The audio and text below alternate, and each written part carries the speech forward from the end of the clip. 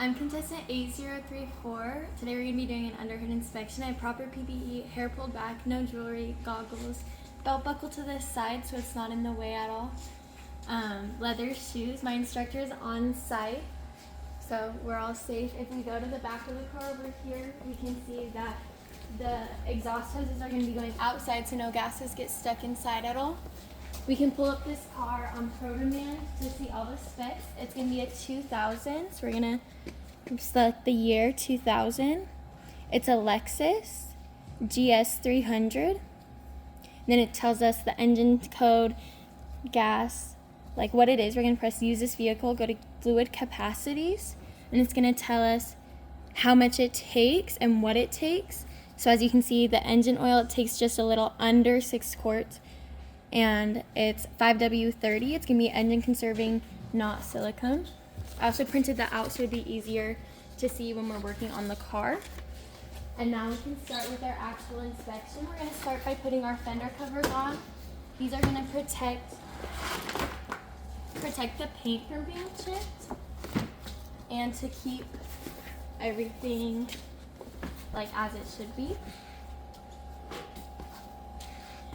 We're gonna start by testing our brake fluid. If you look on the cap, it's .3. So we're gonna get a rag and our brake fluid tester. Wipe it off. We're gonna turn this on. Select .3, stick it all the way in, and then press down on the power. As you can see, it's reading at 4%. So I would recommend a flush and refill. If you also look on this side right here, you can see a maximum and a minimum. It's very close to the minimum, so it definitely needs a refill.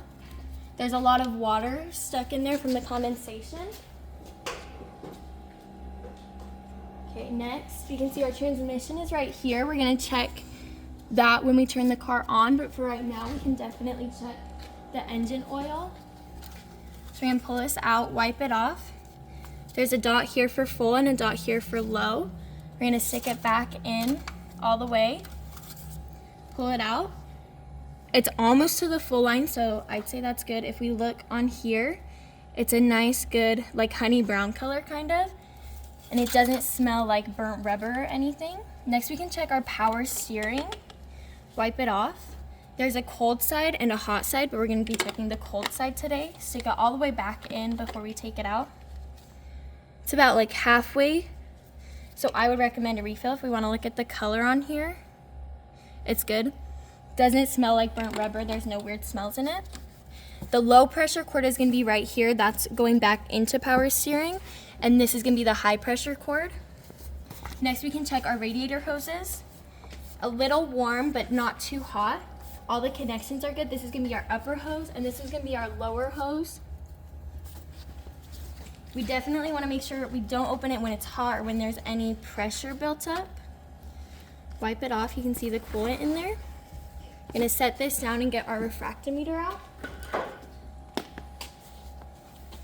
We're going to start by filling up our dropper with coolant.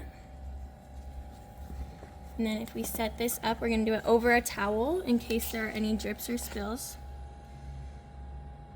Fill it up, just put a few drops, set this down, close it up. We're gonna look at it eye level to see what it says. This is giving me on the right-hand side -50 freezing and 60% coolant. So it definitely needs some more water in it, but it's not too bad. We're gonna put the rest of the coolant back in, put everything back away, wipe it off.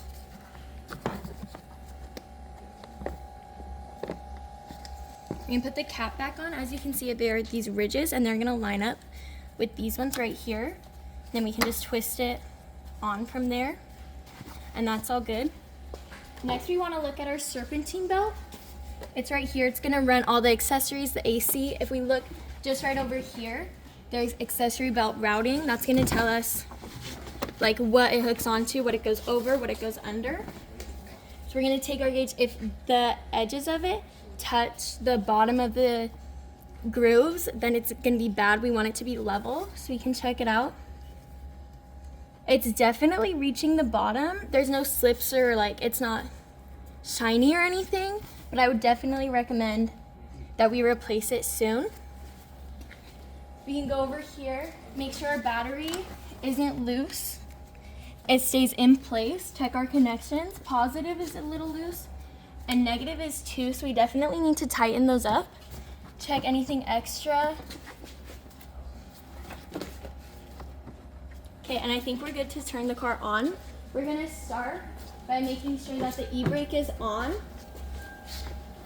and put my foot on the brake to start it.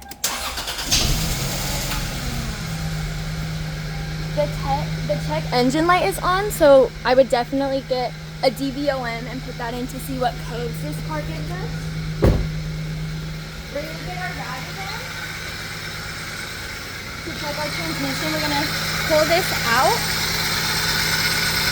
and then lift this up. Pull it all the way out, wipe it off. You can see there's hot. We're hoping for somewhere in between here and cold is right here. We're gonna take it all the way back in.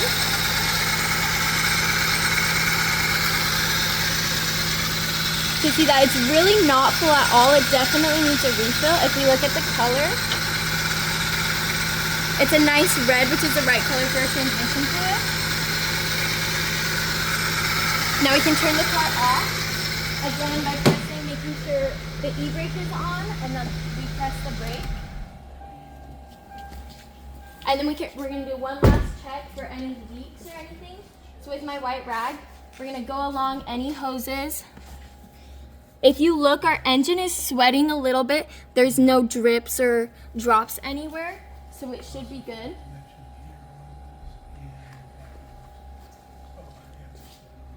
Check all of our hoses, all of our engines. We have our heater hoses going into the firewall to heat the car. All of our wires, we want to make sure all the connections are tight and secured. And I think we're good. I hope you found this very informational.